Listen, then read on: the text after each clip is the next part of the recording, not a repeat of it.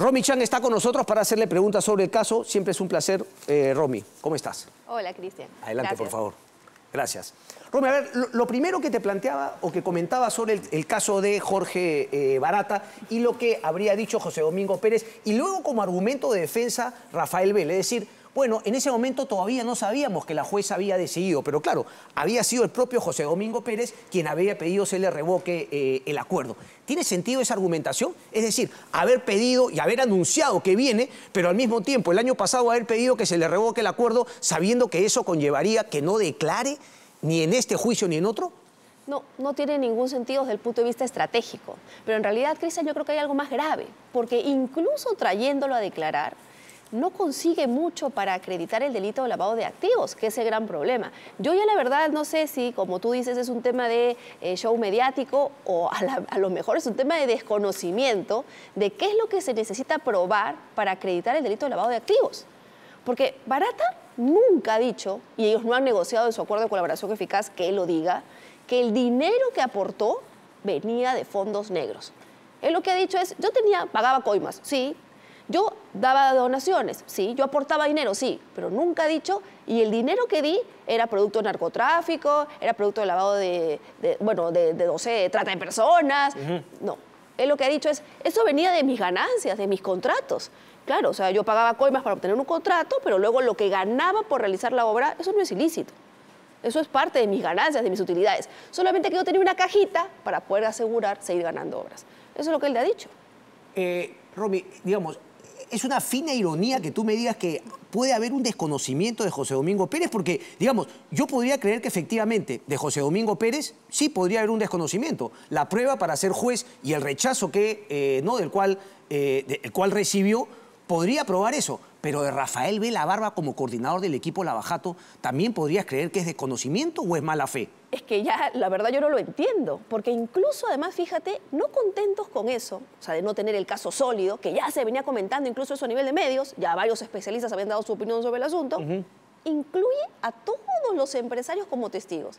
Claramente, Dionisio Romero, los empresarios que han ido, no han dado plata negra, han dado plata bien ganada, pero sin querer registrar que la donaron. Por eso se hablan los pitufos. Sí, pero los pitufos y todo eso no tiene ningún sentido si la plata que se dio no es negra, porque el delito es lavado de activos. En otros países se llama blanqueo de capitales. ¿Y acá qué voy a blanquear si el capital es blanco? El capital no es negro. Pero entonces, digamos, o sea, ¿por qué finalmente lo haría? Porque claro, como decía también Rosa María, hoy encuentras una nota, en base a la columna que escribió Rosa María la semana pasada, de el amigo Ángel Páez en el diario en el diario La República, que efectivamente cuenta una narrativa que es completamente cierta. Testigo entregó pruebas de los 7,1 millones que le dio a Keiko Fujimori. El cuento es completamente real. Pero lo que no dice Ángel Páez, y parece que no le importa a La República, es que esto no es delito. Pero parece que no le importa, porque hay un grupo de gente que ve este caso políticamente hasta en los medios y sacan una historia en la cual, es cierto, recibió plata, los propios empresarios lo confiesan, pero aquí no hay ninguna prueba que apoye la tesis fiscal de José Domingo Pérez. Y claro, quien más sabe del tema y es crítico, el amigo César Romero, parece que en el domingo no había sitio para que él escriba alguna columna o un artículo de opinión. Debe ser también la línea de La República, de John Mome, que claro, quiere contar la narrativa, pero le oculta al público lector que esto no prueba absolutamente nada de lo que se le acusa. ¿Es cierto? Por supuesto. Y es más, tampoco se dice que el haber incorporado a todos estos empresarios en la práctica le hace un favor. ¿Por qué? Porque lo que está diciendo es, oye, todo el dinero que yo menciono en realidad es blanco. El de los empresarios, el de Odebrecht, o sea, no solamente no se ayuda, sino que incorpora gente que claramente ha donado dinero que es blanco. La duda la podíamos tener sobre Odebrecht, porque podíamos hablar de ahí una discusión de, oye, pero esa plata en realidad vino de... Y ahí he escuchado, por ejemplo, a Iván Montoya y a César Azabache, pero, digamos, me parece un poco deshonesta la opinión que ellos plantean, porque en el año 2011 nadie sabía que Odebrecht tenía este tema. Entonces, que planteen eso, no ese tema así, más bien parece que estuvieran defendiendo a otras personas, porque lo que queda claro es que en el 2011, oye, si no IPIS, el Instituto Prensa y Sociedad, también tendría que estar en investigación por haber recibido plata negra que ellos debieron suponer. Es más, lo de IPIS fue mucho después que el año 2011. Por supuesto, o sea, ahí ni siquiera podías presumir que el dinero provenía de una fuente ilícita, con lo cual dejas, lo que te digo, no solamente no corroboras, sino que en el caso de José Domingo Pérez es peor aún. Él incorpora elementos, incorpora testigos que no lo ayudan. Porque además, por lógica, Cristian, si él incorpora a los empresarios y dice que ellos donaron plata negra, ¿a quién más tendría que procesar? Al empresario, pues. Porque el empresario estaba lavando su dinero a través del partido. Supuestamente, según lo que él dice, es el partido compraba prensa, compraba medios de comunicación, producto de ese dinero negro que se estaba lavando. ¿Y a qué empresarios? Déjame hacerte la pregunta entonces, porque más allá de lo que dices, porque yo sigo creyendo que es un show mediático y repito que yo creo que él no quiere ni siquiera llegar a buen puerto porque sabe que esto es un fracaso. Pero desgraciadamente hay gente que no le dice las cosas en la cara o que se va por una curva, como repito, es el caso del amigo César Azabache. Pero bueno, ahorita voy a entrar justamente en ese tema, pero lo que tú has dicho es, nos quedaría la gran interrogante respecto de Odebrecht. ¿Ok? Del millón de dólares que podría salvar su tema. ¿Por qué no estaría Odebrecht también confesando que era dinero negro, producto de las coimas, de las ganancias ilícitas por las cuales se entregó? Es decir, ¿por qué pretende que el caso Odebrecht sí pueda probar su caso cuando ni siquiera se lo ha planteado como delito que ha confesado Odebrecht en su acuerdo de colaboración? Por eso yo te decía, hay un toque también, me parece a mí, de desconocimiento. Porque si él tuviera una estrategia fina, una estrategia clara, realmente manejar el delito, lo primero que tendría que haber pedido en el acuerdo de colaboración es que Odebrecht confiese que ese dinero era negro, que lo sacó producto de algún elemento ilícito o de no pagar impuestos, sabe Dios. Pero Odebrecht nunca dijo eso. Y yo te voy a explicar por qué es que Odebrecht nunca dijo eso. Porque eso hubiera implicado que ellos reconozcan el delito de lavado de activos en la justicia brasilera. Y eso no lo iban a hacer jamás. Entonces, yo pienso dos opciones. O no se dio cuenta el fiscal, o el fiscal dándose cuenta dijo, mira, ¿sabes qué? No importa. Finalmente ya veré pues cómo sorfeo la ola en ese momento y veré si el Poder Judicial me da o no me da la razón. Pero su única posibilidad en el caso era eso, era demostrar que el dinero de Odebrecht sí debía ser considerado fuente ilícita porque sin perjuicio de que en Brasil no se haya procesado a estos señores por ese delito, eso sí podía tener algún tipo de antecedente ilegal. Por ahí podrías decir ahora, que... sería factible, perdón, Romy, que Barata, pongamos en el caso hipotético, que efectivamente declarase. ¿Él podría decir si era dinero ilegal? Lo veo bien difícil, ¿no? Porque él nunca lo ha dicho en Brasil y si te das cuenta nunca lo ha dicho en ningún caso. En ningún caso. Y además otro detalle, eso de que Barata venga a declarar, yo sé que el doctor Nakazaki, que es el que lo defiende, ha dicho que va a venir. Pero eso yo no le encuentro mayor sentido, Cristian. ¿Por qué? Porque ya le revocaron el acuerdo. ¿Qué gano declarando? Absolutamente nada. Ha dicho Nakazaki que obviamente él va a apelar y que va a llegar a un, digamos, va a intentar un trato directo con la Fiscalía para lograr esa figura. Bueno, pero de momento, así como está la situación, que ya se revocó el acuerdo, a él no le conviene declarar. Ok, en ese caso hipotético se revocó el acuerdo y además Kaufman ha dicho, en el caso también de Alfa Consult, que no va a declarar nunca más Jorge Barata. Y si declarase igual, te aseguro que no va a decir que ese dinero tenía procedencia ilícita. Entonces, finalmente, con lo cual no gana nada. No gana absolutamente nada. Ahora, solamente otro debate, ¿no? Porque, claro, Jorge Barata comunica que no volverá a declarar en juicio. Nota de César Romero, el que más sabe, pero bueno, a la hora de los loros, a César lo dejan fuera. Y también menciona,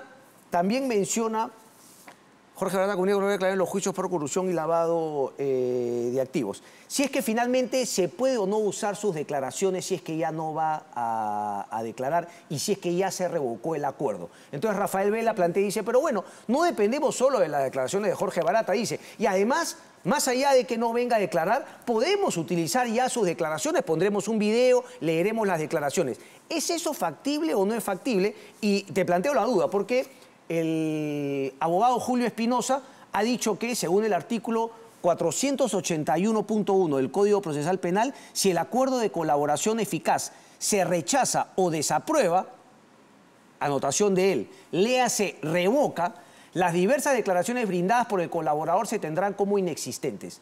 ¿Qué te parece a ti? Es debatible. Sí, ¿por qué? Porque en realidad aquí ya hablamos de una sentencia. Ok. O sea, ya hubo una sentencia que aprobó el acuerdo. Por tanto, todo lo que está allí y que ya se probó, ya no es un aspirante, se puede utilizar. O sea, eso no hay ningún problema. Aquí el que incumplió porque no vino a declarar fue Barata. Ok. Por tanto, ya no se le dan los beneficios. Ok, pero lo que dijo queda. Eso queda, y queda todo lo que se aportó. Y sí, todo pero lo porque que hay, digamos, una lectura un poquito, ¿no? Buscando el favorecimiento también a su caso, porque él le quiere dar el mismo sentido a rechazar o desaprobar, a revocar, que obviamente, ¿no? Es una instancia posterior, claro, sí, como es el caso. Pero se pierde, digamos, potencia, se pierde la actividad probatoria respecto de no tener al testigo en el juicio oral declarando y que se tengan que usar declaraciones anteriores o no? Es que se hubiera perdido algo si Barata hubiera dicho en ese acuerdo que el dinero era negro. Pero como no lo dijo, en realidad ni siquiera teniendo a Barata, y Barata acá diciendo, bueno, me agarraron en mis 5 minutos, voy a decir toda la verdad desnuda, no ganaríamos nada. Ok, pero me queda claro entonces, Romy, que desde el punto de vista judicial no ganaría absolutamente nada estando acá o estando, pero metiéndonos, intentando meterse en la cabeza de José Domingo Pérez, lo que él quiere es show. Y así como ha invitado para decir que, porque lo ha dicho él, o sea, a veces se pone tan sincero y claro, tiene a colegas que en vez de cuestionarlo revientan el cuello y dicen, vas a tener al exdirector del banco más importante declarando en tu juicio, ya, no, como si eso fuese un logro en sí mismo. Ya, es que ahí te explico, Cristian. Hay algo que el público debe saber también. Lo que José Domingo Pérez ha hecho se llama alegato de apertura. ¿Qué haces en un alegato de apertura en un juicio? Das tu hipótesis de trabajo y dices todo lo que tú consideras se va a dar en el juicio que eventualmente te haría probar. O sea, que acá habría un delito de lavado de activos. Entonces él dice, entonces yo utilizaré la declaración 1, 2, 3, 4. Pero eso no significa que todas ellas se van a dar en el juicio.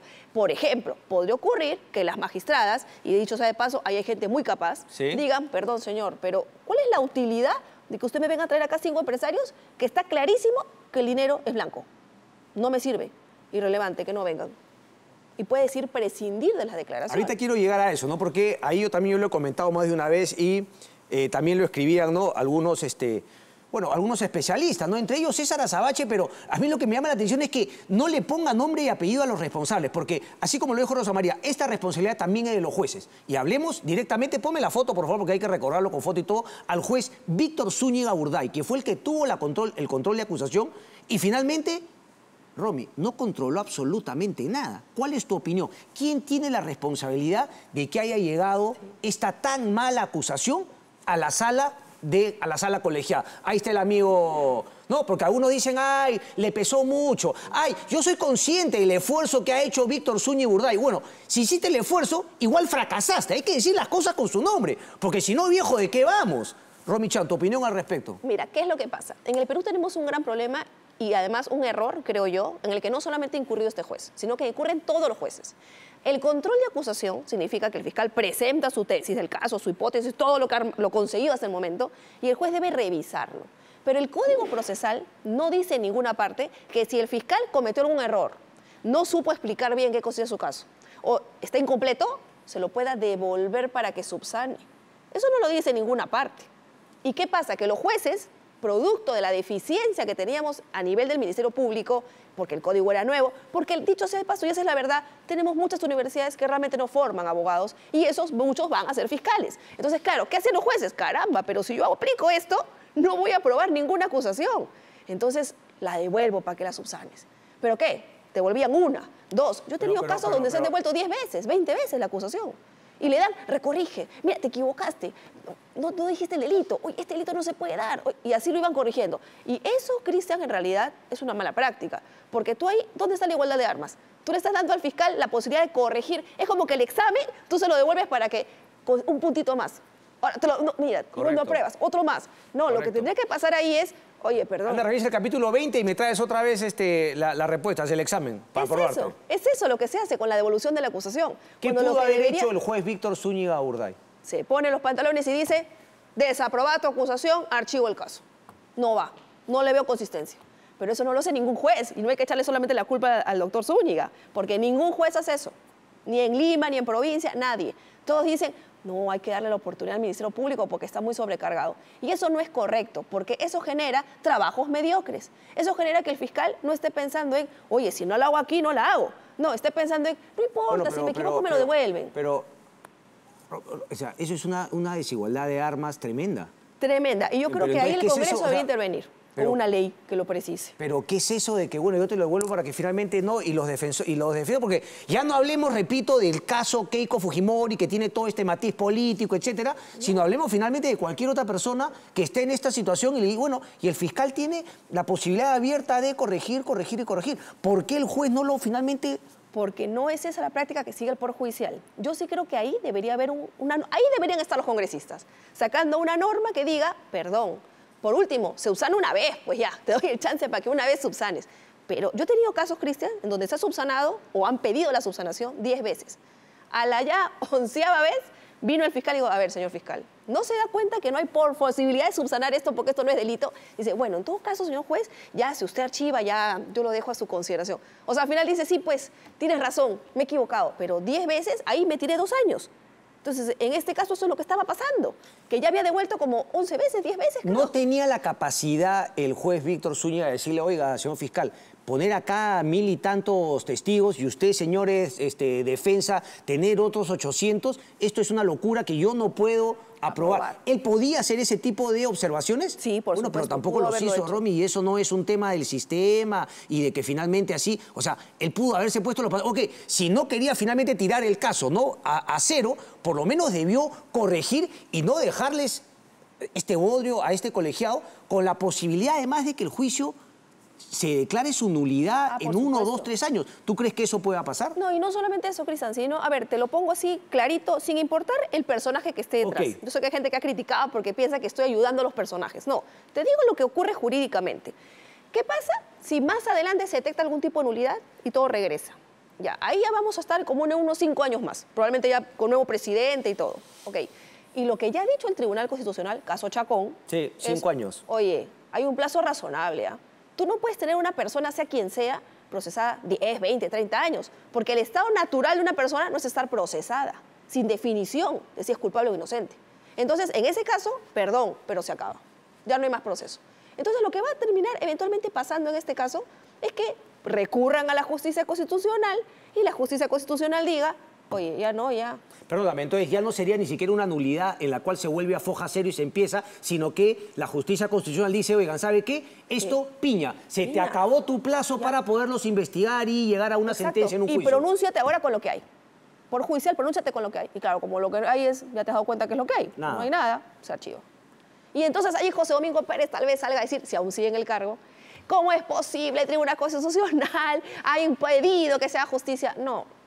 Quien está impidiendo que sea justicia es él con su poca estrategia respecto a cómo afrontar un caso de lavado de activos. Ahora, pero yo quiero insistir con el juez Zúñiga y digamos, ¿no? Y cuéntame también respecto de otros casos en general. Entonces, el juez de control sí tenía la posibilidad de haberle saneado, de haber... Ok, digamos, la práctica común no es decir, ¿sabe qué? Para afuera, regresa, foja cero, vuelve a investigar, regresa a la etapa preparatoria y preliminar, se regresa. Sí, no, a la etapa de investigación preparatoria. A la etapa de investigación preparatoria. Ya, ok. Eso no, porque además, seamos honestos, y aquí te hago una pregunta intermedia, el papel que también la prensa ha cumplido, en el cual, seamos honestos, un juez que se oponía a los deseos de Rafael Belabarba y José Domingo Pérez era condenado por el diario La República, entre otros, ¿no? Hay que decirlo también, entre otros. Pero bueno, los aúlicos del equipo Lavajato. Entonces, ¿qué tanto ha pesado eso también para que un juez Zúñiga no le haya corregido de cara a que este juicio oral tenga la naturaleza que un juicio oral debería tener?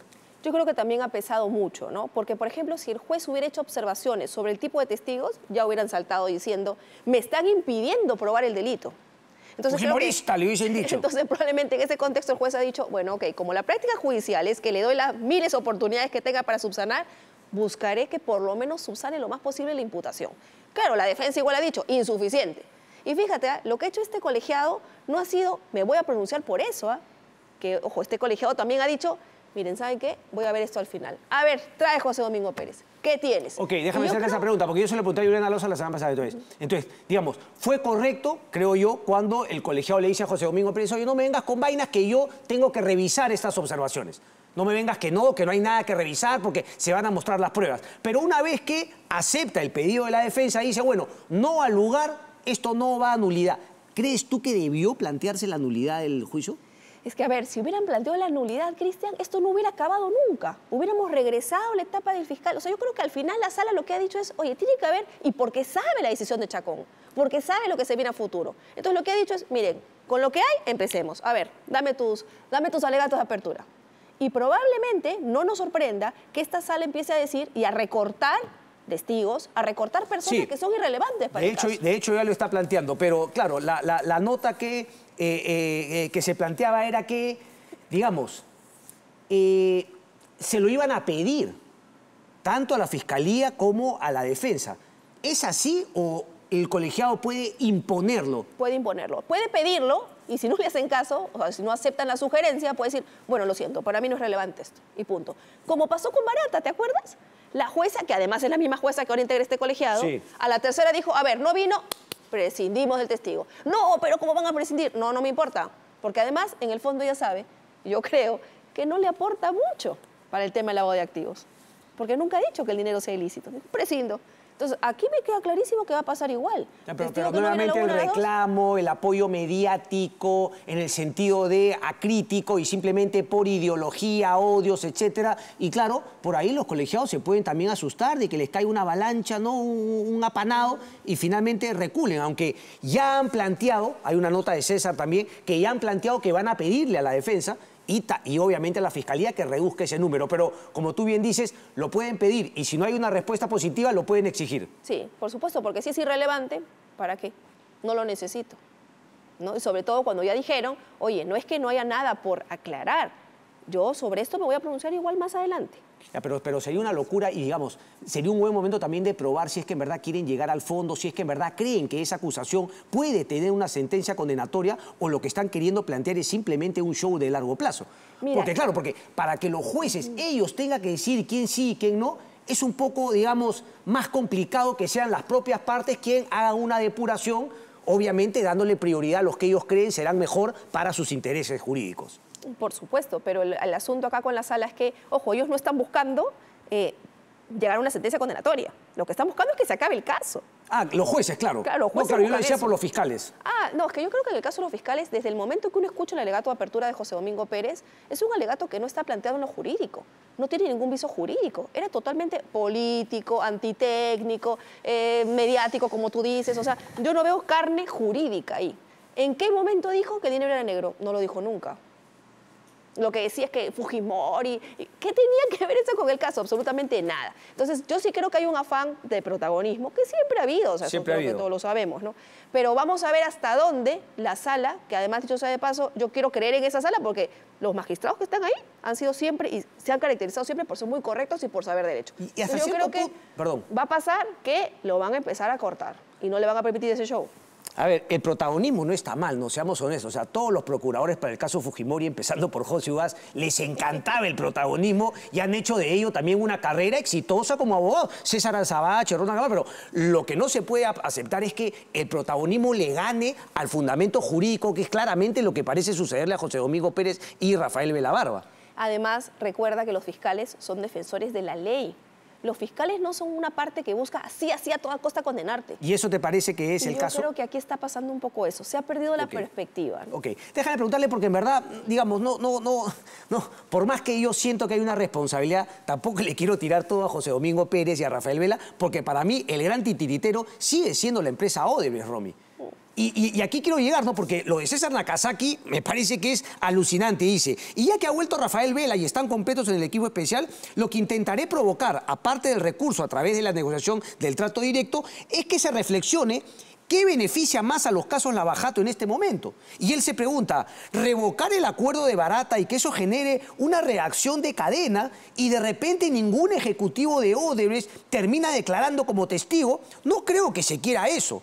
Oye, ¿no es como una amenaza? Es decir, si se le ha revocado a Jorge Barata y sabemos que Odebrecht maneja todo y nos vendieron el caso inicialmente, Romy, como un acuerdo de colaboración corporativo. No era una persona individual, era corporativo. Y ahora resulta que la empresa Novonor, antes Odebrecht, es lo mismo, no exige o no presiona absolutamente en nada cuando sabemos que Odebrecht Novonor tiene para presionar a Jorge Barata.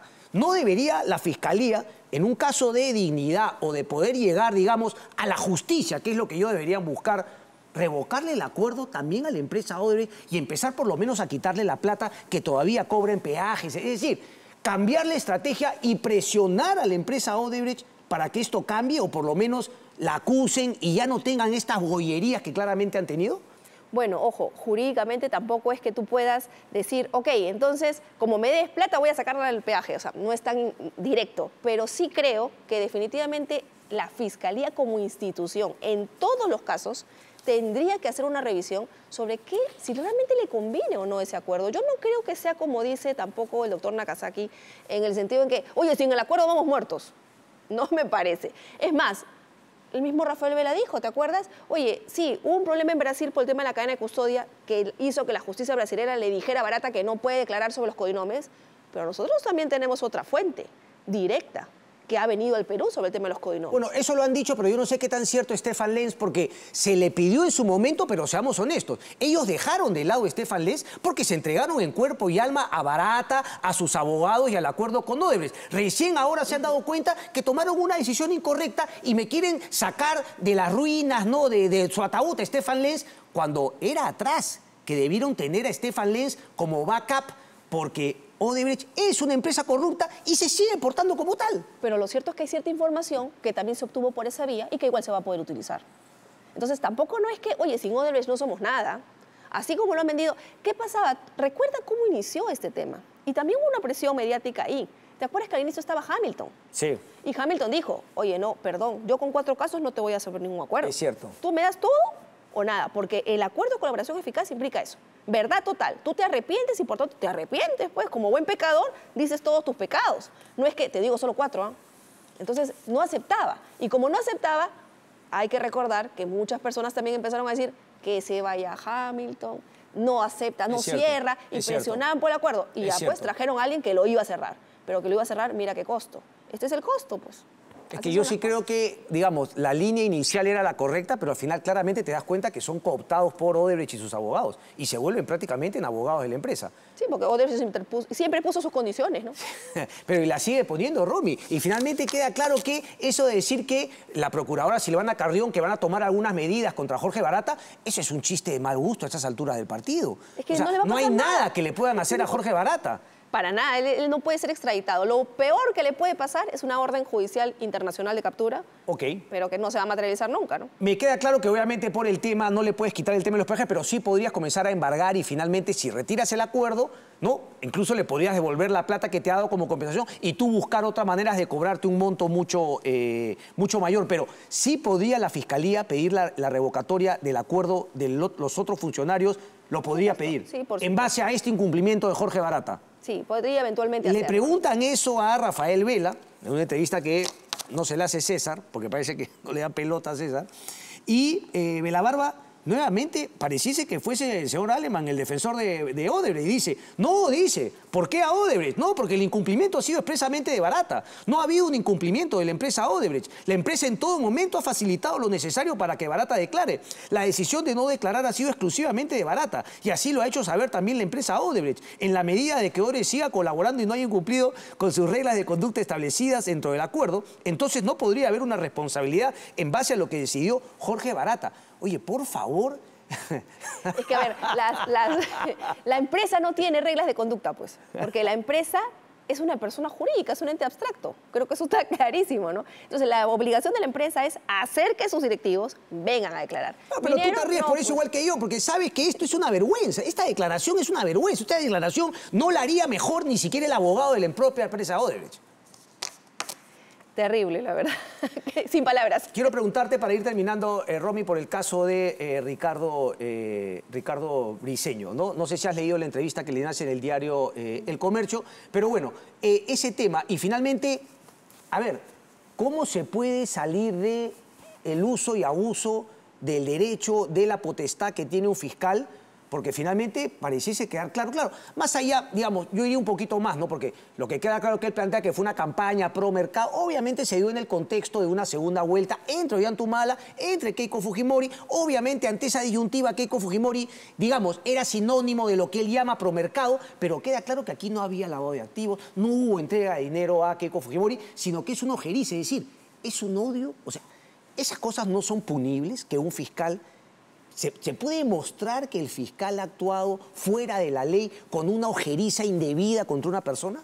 A ver, ¿qué ocurre? A un juez, cuando el juez no demuestra ser imparcial, tú lo puedes recusar. Y hay una instancia superior que incluso dice, oye, que salga del caso. Pero a un fiscal no. Eso no está previsto en la norma. Y eso podría pensarse a nivel legislativo modificarlo.